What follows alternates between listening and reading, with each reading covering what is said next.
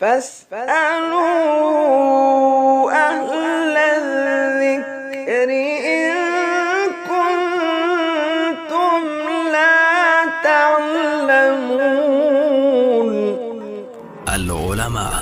علماء و عوام میں حائل خلیج دور کرنے کی ایک منفرد کاوش۔ بسم اللہ الرحمن الرحیم۔ لجنۃ العلماء للافتاء فتویٰ نمبر 556 19 مارچ 2022۔ سوال: قنوت وتر رکوع سے پہلے پڑھنی چاہیے یا رکوع کے بعد؟ افضل اور راجح طریقہ کیا ہے؟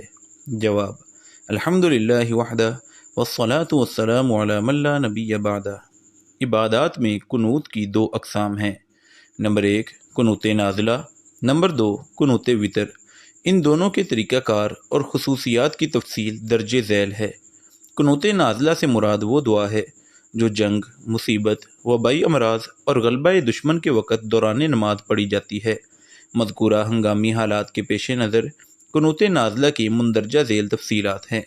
نمبر 1، اسے نماز کی آخری رکعت میں رکوع کے بعد پڑھا جاتا ہے، جیسا کہ رسول اللہ صلی اللہ علیہ وسلم نماز فجر میں رکوع کے بعد کفار پر لعنت کرتے تھے، اور یہ سلسلہ ایک عرصے تک جاری رہا۔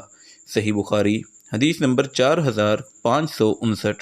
نمبر 2، دوران جماعت امام اسے باآواز بلند پڑھتا ہے، جیسا کہ رسول اللہ صلی اللہ علیہ وسلم قنوت نازلہ باآواز بلند پڑھا کرتے تھے۔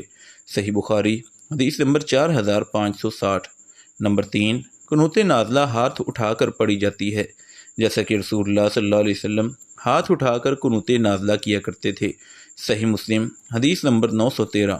نمبر 4، امام جب قنوت کر رہا ہو تو مقتدی اس پر آمین کہتے ہیں۔ سنن ابی داؤد حدیث نمبر 1443۔ نمبر 5، قنوت نازلہ سری جہری تمام نمازوں میں کی جا سکتی ہے۔ صحیح بخاری حدیث نمبر 797۔ سنن ابی داؤد حدیث نمبر 1443۔ نمبر 6، قنوت نازلہ ہنگامی حالات ختم ہونے پر موقوف کر دیا جاتا ہے۔ صحیح مسلم حدیث نمبر 677۔ قنوت وتر سے مراد وہ دعا ہے جو وتروں کی آخری رکعت میں پڑھی جاتی ہے۔ اس کی خصوصیات حسب ذیل ہیں۔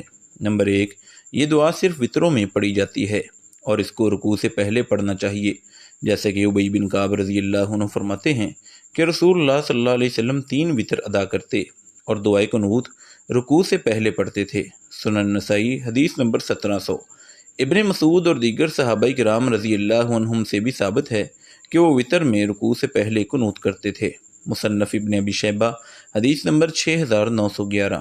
نمبر 2، اگر وتر کی دعا کو ہنگامی حالات کے پیش نظر قنوت نازلہ کی شکل دے دی جائے تو اسے رکوع کے بعد پڑھنا چاہیے، جیسا کہ حضرت ابی بن کعب رضی اللہ عنہ وتروں میں مخالفین اسلام کے خلاف بد دعا رکوع کے بعد کرتے تھے۔ صحیح ابن خزیمہ حدیث نمبر 1100۔ نمبر 3، رسول اللہ صلی اللہ علیہ وسلم سے صراحت کے ساتھ قنوت وتر میں ہاتھ اٹھانا ثابت نہیں، البتہ بعض صحابہ کرام رضی اللہ عنہم سے آثار ملتے ہیں کہ وہ وتروں میں دعا کرتے وقت ہاتھ اٹھا لیا کرتے تھے۔ مختصر قیام اللیل صفحہ نمبر 320۔ ہمارے خیال میں قنوت وتر میں دعا ہاتھ اٹھا کر یا اٹھائے بغیر دونوں طرح کی جا سکتی ہے۔ کسی ایک طریقے پر تشدد اور دوام درست نہیں، البتہ وتر میں تکبیر تحریمہ کی طرح ہاتھ اٹھانا پھر انہیں باندھ لینا کسی صحیح حدیث سے ثابت نہیں۔ نمبر 4، امام کا باآواز بلند قنوت وتر پڑھنا اور مقتدی حضرات کا آمین کہنا بھی کسی حدیث سے ثابت نہیں، البتہ قنوت نازلہ پر قیاس کیا جائے تو گنجائش نکل سکتی ہے۔ خلاصہ یہ ہوا کہ قنوت وتر رکوع سے قبل پڑھنی چاہیے، لیکن اگر اس میں قنوت نازلہ والی دعائیں بھی پڑھنی ہوں تو وہ رکوع کے بعد کی جائے، البتہ قنوت وتر کو ہمیشہ ہی قنوت نازلہ بنا دینا مناسب نہیں۔ ھذا ما عندنا واللہ اعلم بالصواب۔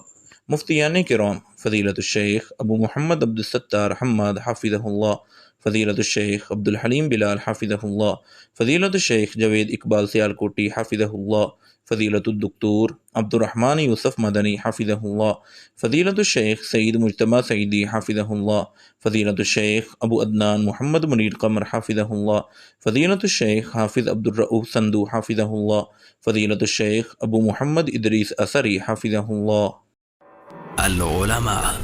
علماء و عوام میں حائل خلیج دور کرنے کی ایک منفرد کاوش۔